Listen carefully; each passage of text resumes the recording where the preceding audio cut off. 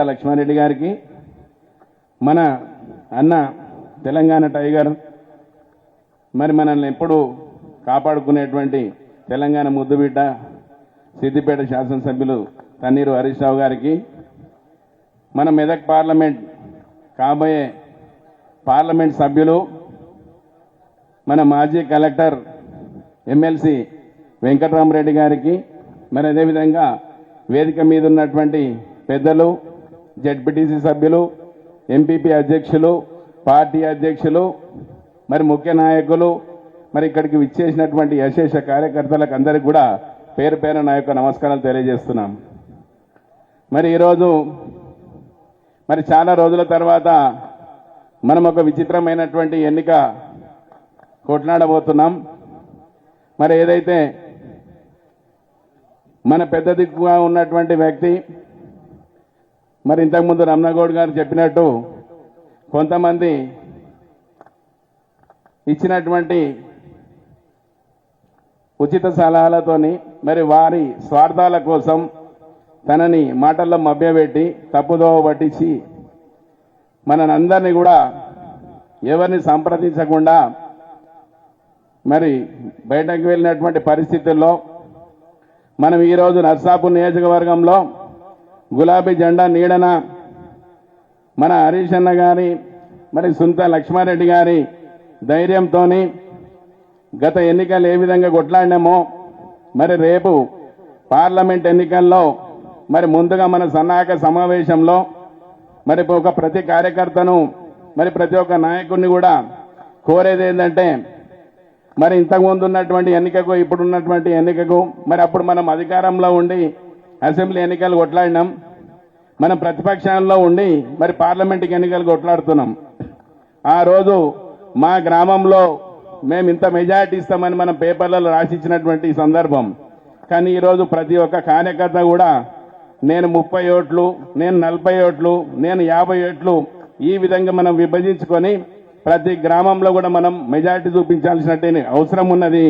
దాని మీద మన క్రమశిక్షణ గల కార్యకర్తలుగా నర్సాపూర్ నియోజకవర్గంలో మరి మన వెంకట్రామరెడ్డి గారు మనకు మొన్న ఇన్ఛార్జిగా ఉన్నాడు, ప్రతి గ్రామం కూడా తిరిగిండు. కాబట్టి ఇప్పుడు ఆయన వేరే కాన్స్టిట్యున్సీలో తిరిగినా మనకేం ఇబ్బంది లేదు, మనకు సుపరిచితుడు, మనల్ని అన్ని రకాలుగా చూసుకున్నాడు. మరి వారి కోసం మరి గ్రామాన ప్రతి కార్యకర్త కూడా ఒక పరీక్ష మాదిరి మరి మనం టీవీలలో చూసి బాధపడుతున్నాం, మరి వాళ్ళు ప్రతిపక్షాలు వాళ్ళు విమర్శిస్తుంటే బాధపడుతున్నాం, మరి కొద్దిలో పోగొట్టుకున్నాం. కానీ ఇప్పుడు మనం ఆలోచన 100కు 100% మరి ఎవరికి కూడా ఓట్లు రాకుండా మన టీఆర్ఎస్ పార్టీలో పెద్ద మెజారిటీ మన నర్సాపూర్ నియోజకవర్గం నుంచి ఇచ్చినట్టుంటే రానున్న ఎన్నికలన్నీ కూడా మన హరీష్ రావు గారి సారథ్యంలో, మన సుంత లక్ష్మారెడ్డి గారి సారథ్యంలో మనం అందరం కూడా పదవులు ఉండేటువంటి పరిస్థితులు ఉంటాయి. కాబట్టి ముఖ్యమైన ఎన్నిక మరి ఈరోజు మన ప్రతిపక్షంలో ఉండి మొట్టమొదట కొట్లాడే ఎన్నిక కాబట్టి ప్రతి ఒక్కరం కూడా దృష్టి సారించాల్సిన అవసరం ఉన్నది. మరి అంతేకాకుండా మరి ప్రతి గ్రామంలో కూడా మనం ఏ గ్రామానికి వెళ్ళి ఓటు అడగాలన్నా 10 సంవత్సరాల్లో మనం చేసినటువంటి పనులు, మన నాయకులు చేసినటువంటి అభివృద్ధి, మరి అంతకుముందు తెలంగాణ కోసం మనం పడ్డటువంటి కష్టాలు ఏదైనా మనం చెప్పుకొని ఓటు అడగడానికి మనం ముందుకు పోతాం. కానీ ఇప్పుడు ఉన్నటువంటి కాంగ్రెస్ పార్టీ కానీ మరి బీజేపీ పార్టీ కానీ మన ప్రాంతంలో ఎలాంటి పని చేయలేరు, వాళ్ళ ప్రాతినిధ్యం కూడా లేదు. అనవసరంగా అధికారంలో వచ్చినటువంటి పార్టీని అడ్డుపెట్టుకొని మరి అందరినీ ప్రజల్ని కూడా భయభ్రాంతులకు గురి చేసే విధంగా గ్రామాల్లో మరి విచ్చలవిడి రౌడీతనం పెంచుతున్నారు. కాబట్టి అవన్నీ కూడా తట్టుకోవాలంటే మనం ఓటు ద్వారా బుద్ధి చెప్పాలని కూడా తెలియజేస్తున్నాం. మరి అంతేకాకుండా మరి ఒక అభ్యర్థిని వాళ్ళు ఈరోజు ముదిరాజ్ అభ్యర్థి అని చెప్పేసి మన ముందుకు తీసుకొస్తున్నారు.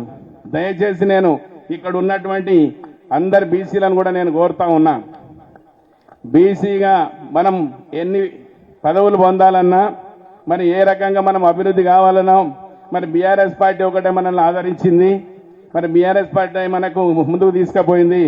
మరి ఆ ముదిరాజ్ రాష్ట్ర అధ్యక్షుడు జ్ఞానేశ్వర్ గారు కూడా మన పార్టీలో పార్లమెంట్ మన సభ్యునికి టికెట్ కూడా ఇప్పుడు ఇవ్వడం జరిగింది. కాబట్టి అవన్నీ కూడా గ్రహించండి. మన ప్రాంతంలో ఉన్నటువంటి నాయకులు, మన వేదిక మీద ఉన్నటువంటి నాయకులు అందరూ కూడా మరి అదే ఈ రోజు ఉన్నటువంటి నీలం ముదిరాజు గారు ఆయన బీఆర్ఎస్ పార్టీలో ఉండి నేను బీఆర్ఎస్ మరి బీసీ మీటింగ్ పెట్టి మీరు రమ్మని చెప్తే నేను రాను బీసీల మీటింగ్ అని చెప్పి అసహించుకున్నటువంటి వ్యక్తి. అలాంటి వ్యక్తి ఈ రోజు మరి బీసీ అభ్యర్థిగా ముందుకు వచ్చేటువంటి పరిస్థితి ఉంది. కాబట్టి దయచేసి అందరం కూడా గమనించాలి.